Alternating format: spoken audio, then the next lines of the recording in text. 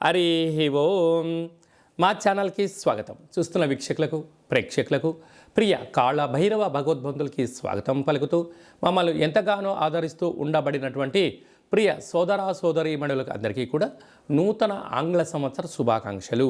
2025 సంవత్సరానికి స్వాగతం పలుకుతూ ఈ 2025 సంవత్సరంలో అందరికీ శుభం జయం లాభం జరగాలని కోరుకుంటూ అందరిపైనను నరదృష్టి నివారణ అదృష్టాన్ని కలిగించేటువంటి కాళభైరవ స్వామికి ఆశీర్వాదాలను కోరుకుందాం.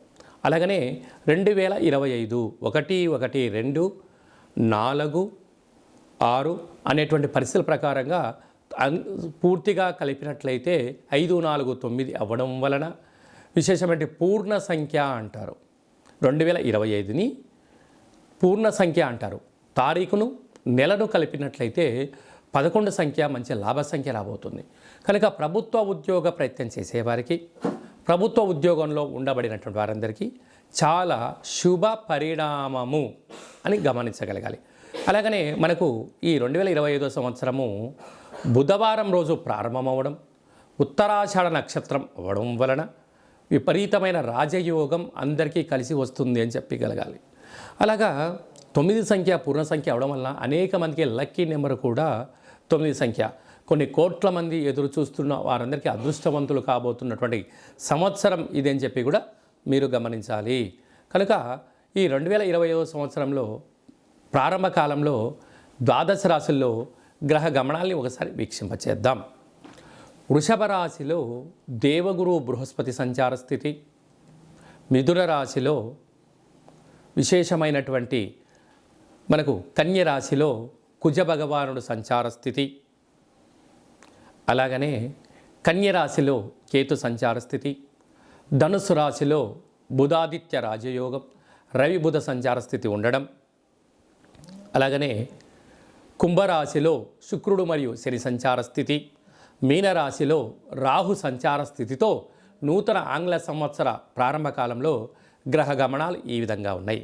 అందరికీ ముందస్తుగా నూతన ఆంగ్ల సంవత్సర శుభాకాంక్షలు. మిథున రాశి వారికి ఈ 2025 సంవత్సరం ఆంగ్ల సంవత్సరము మరియు ఉగాది పండుగ దగ్గర నుంచి ఆదాయ వ్యయాలు ఎలా ఉండబోతున్నాయి, గ్రహ గమనాల పరిస్థితి ఏం సూచిస్తుంది, ఈ సంవత్సరం మనం ఏం చేయొచ్చు ఏం చేయకూడదో కూడా మనకు అన్ని విషయాలు తెలియజేసుకునే మానవ ప్రయత్నం చేద్దాం. మిథున రాశిలో ఏ నక్షత్రాలు వస్తాయి అనగా మృగశిర నక్షత్రంలోని 3వ పాదం 4వ పాదం, ఆరుద్ర నక్షత్రంలోని 4 పాదాలు, పునర్వసు నక్షత్రంలోని 1 2 3 పాదములు కలిపితే మిథున రాశి అవ్వడం జరుగుతుంది. చాలామందికి పుట్టినటువంటి కాల సమయంలో డేటా బర్తులు లేనటువంటి కారణం వలన మీ పేరు యొక్క మొదటి అక్షరాన్ని అనుసరిస్తూ ఆ రాశిని తెలుసుకునే ప్రయత్నం చేద్దాం. కా కీ కు ఖం అజ్ఞ ఛ కే కో హ అక్షరాల వారందరూ కూడా మిథున రాశి జాతకులే. అలాగే మిథున రాశి అధిపతి బుధ భగవానుడు. వీరు ఈ అత్యధికంగా ఆదాయం కలిసి వచ్చే రాశులలో మిథున రాశి 1 అని చెప్పి కూడా గమనించాలి. వీరి ఆదాయం 14, వ్యయం 2. అంటే 14 రూపాయలు సంపాదిస్తే కేవలం 2 రూపాయలు మాత్రమే ఖర్చు అవుతున్నాయి, 12 రూపాయలు మిగులుతున్నాయి. కనుక స్థిరాస్తులు, చరాస్తులు, బంగారు ఆభరణాలు, సువర్ణపు బంగారు వస్తువులు, షేర్లు, పెట్టుబడులు, నూతనమైన కార్యక్రమాలు, విలాసవంతమైన ఆధ్యాత్మిక తీర్థయాత్రలు చేస్తూ జీవితాన్ని ఆనందంగా ఆరోగ్యంగా కాపాడుకునే వారు మిథున రాశి వారని చెప్పి కూడా గమనించాలి. అలాగే రాజపూజ్యం 4, అవమానం 3.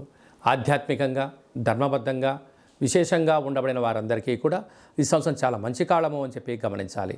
అలాగా మన కందాయ ఫలితాన్ని పరిశీలించినట్లయితే పునర్వసు నక్షత్ర జాతకులకు ఆగస్టు నుండి డిసెంబర్ వరకు మధ్యసున్న కారణం వలన మనోవేదన, ఎవరిని నమ్మాలి ఎవరిని నమ్మకూడదు, ఏం చేయాలి ఏం చేయకూడదు అనేటువంటి సందిగ్ధత ఉండే పరిస్థితి ఉంటుంది.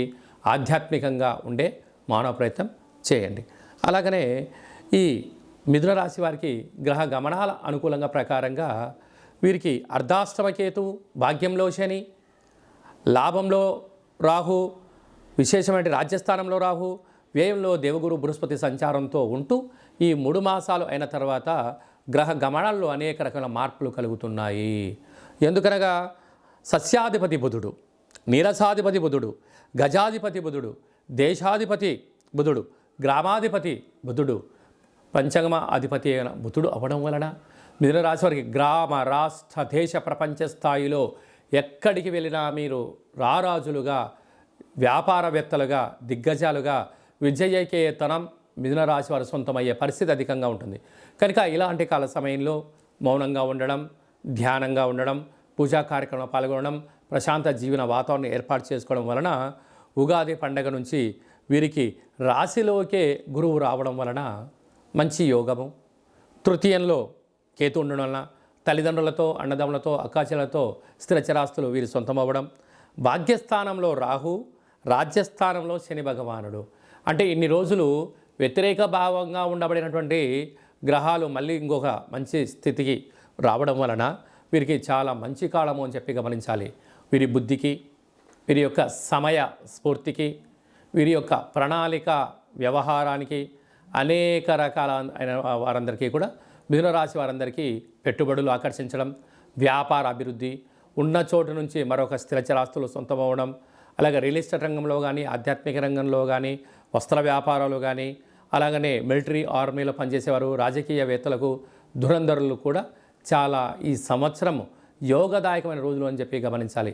ఇంకనూ మనం విజయం సాధించగలగాలి అన్నట్లయితే ప్రతిరోజు పెసరట్టును ఆహారంగా తినడం కానీ, లేకపోతే దానం చేయడం కానీ యోగదాయకం. ఆవులకు పచ్చగడ్డిని దానం చేయండి. యోగదాయకమైన అదృష్టం మిథున రాశి వారి సొంతమయ్యే పరిస్థితి అధికంగా ఉంటుంది.